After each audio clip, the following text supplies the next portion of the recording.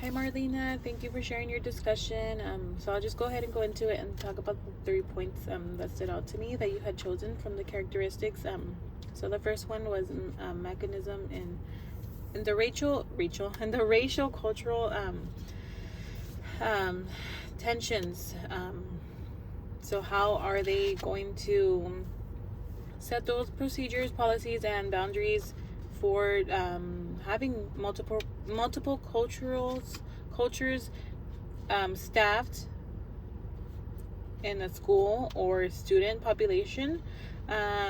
This would be something that I would be curious to learn how it works, and I would love to hear more stories about how these people had their tension, how they had their conflict, how they solved it, or if they didn't solve it, what did they do, and also how they implement avoiding tension within racial cultures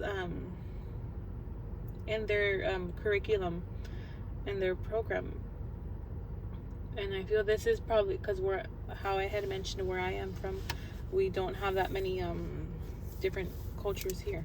The majority of population is Hispanic, and I think you're also from the RGB, so I think we kind of can relate on that. But yes, I'm curious to know more how they would do that and how they would solve these issues. For example, if someone wanted to be a leader in their group, things like that, and there are two different cultures, and they pick the one that is the same culture as them, that would probably be seen as an issue and discrimination on that person, probably. The next part would be action recruits diverse staff of education. And I thought that was interesting because where I'm from, no, I'm gonna say that again. I just keep saying that because I grew up not really exposed to different cultures, and even now I'm still here. I work where I have lived my whole life. It's not much diversity, so I want to see it. Like, I want to know how they do it. And whenever I see someone and I have a student that's a different culture than me, or a parent, or someone in admin, like, I get excited about it. I love it because you don't see that often here. And so just being able to have diverse staff gives the students hope. It gives them inspiration, motivation, because they can see someone like them. They can see someone who looks like them, who eats like them, sounds like them, right? They have similar backgrounds. And so when you have a diverse staff, you're giving multiple examples and role models for these people, for the students, for their futures. And just them thinking that to themselves, oh, if she can do it, I can do it. Or I want to be like this person when I grew up, or this person right here was the reason that I XYZ. So I just think that's interesting.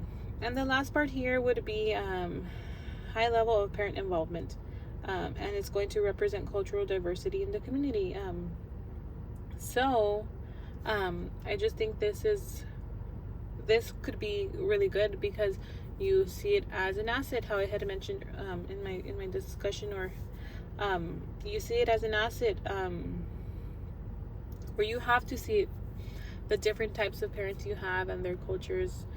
You have to see them as an asset because they're bringing their knowledge of things and worlds that we don't know about, or their perspectives that we don't know about, and it adds value to your program, to your campus, and your community, because you're exposing all these new opportunities for the students and your school community, and just being able to give that person an opportunity to showcase their talents or their career, their culture, the things they do, and it just helps build a strong foundation of positivity, trust, engagement, and so on.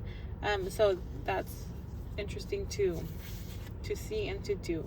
But I'll go ahead and stop here, and thank you for sharing, and see you next week.